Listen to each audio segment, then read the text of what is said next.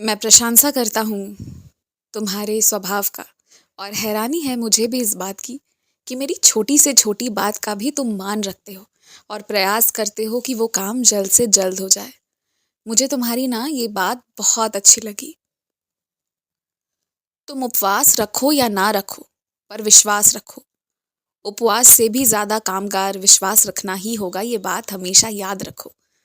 अपने आप को और अपने शरीर को तड़पा कर ना तुम्हें खुशी मिल रही है और ना मैं खुश रहूँगा। पर अगर विश्वास रखोगे तो तुम्हारा मन भी शांत रहेगा और तुम्हारे विश्वास के दम पर मैं भी इत्मीनान से तुम्हारे काम कर पाऊँगा। किसी की बात को दिल से मत लगाओ। जो भी मेरा विवरण दे रहा है, जो भी मेरे बारे में तुम्हें जानकारी दे रहा है, याद रखो वो अपनी अनुभूतियों, अपने एहसास के दम पर ही बता पा रहा है।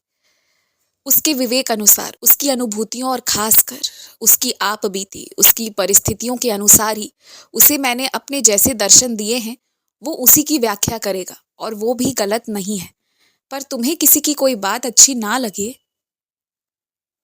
जो मेरी सच्चरित्र के विपरीत है, तो तुम उसका जिक्र जरूर कर दो, उस बच्चे के ध्यान में ले आओ। पर उसके बाद तुम्हें लड़ना या झगड़ना नहीं है, क्योंकि कोई ऐसा बंदा भी होगा जो ये कहेगा कि बाबा की ऊदी की जगह कुछ और नहीं ले सकती, और वहीं कोई दूसरा भी होगा जो ये कहेगा कि जिस चीज पर बाबा का नाम ले लो बस वही कामगार सिद्ध हो जाती है, उसी में करिश्मा हो जाता है। तो दोनों में से कोई गलत नहीं है, ये उनकी अनुभूति, ये उनके विवेक, ये उनको दिए गए आशीर्वाद के अनुसार प्राप्त ज्ञान है। इसलिए मेरे बारे में जो भी तुम्हें जो बता रहा है कुछ गलत नहीं है, बस ये है कि वो उनके अनुसार है। और इसलिए तुम्हें ना रोकना है, ना परेशान होना है, ना चिढ़ना है। जो जैसे भक्ति करने चाहे उसे वो आज़ादी मिली है और तुम्हें भी मिली है। अगर कोई तुम्हारे तरीके को भी गलत बता रहा है ना, तो तुम उसके बात पर भी ध्यान मत दो।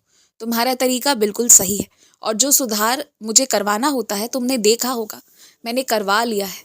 तो एकदम चिंता मत करो। मेरे ऐसे कई बच्चे हैं जो सुबह उठकर तुरंत ही साई सच्चरित्र का पाठ नहीं कर पाते।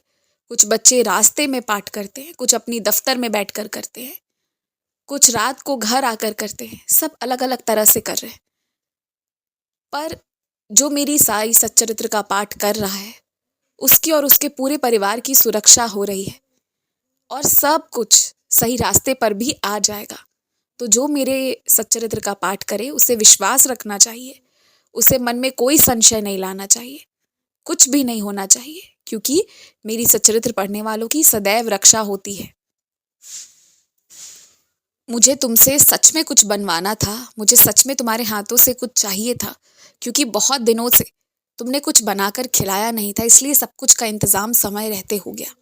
और अगर तुम्हें समय पर कुछ याद नहीं रहा है, जिसके कारण कुछ काम रह जा रहे हैं, पूरे नहीं हो रहे हैं, तो ये मान लो कि वो भविष्य के लिए है, वर्तमान के लिए नहीं है। पर पूरी तरह मुझ पर समर्पित हो जाओ और चिंता, परेशानी, रोना धोना, आंसू, ये सारे भावनाओं को परे रखो। यहाँ तक कि परिश्रम के बाद क्या होगा ये सब भी मत सोचो। बस विश्वास रखो, मुझ पर विश्वास रखो, अपने कर्म करते जाओ, बाकी तो सब अच्छा होना ही है। बात ऐसी है ना कि तोहफा कीमती मत दो, जो धन के तरीके से कीमती है वैसा मत दो, पर जो सच में बेशकीमती है, जो सबसे अलग है, जिसमें खूब प्यार भरा हुआ हो ना, वैसा वाला तोहफा दो। चाहे तुम छोटा से छोटा सामान ही क्यों ना खरीद सको, चाहे एक डायरी दो, चाहे चूड़ियां ही दे दो, चाहे पेड़ का एक पौधा दे दो। पर पैसे कितने लग रहे हैं वो सोचकर मत दो, पर जो चीज तुम दिल से दे पा रहे हो ना वो दो। उसी में सामने वाले को भी खुशी मिलेगी, इस बात को तुम समझो। मेरा काम किसी हाल में रुकना नहीं चाहिए, इस बात का ध्यान रखना। खुश रहो।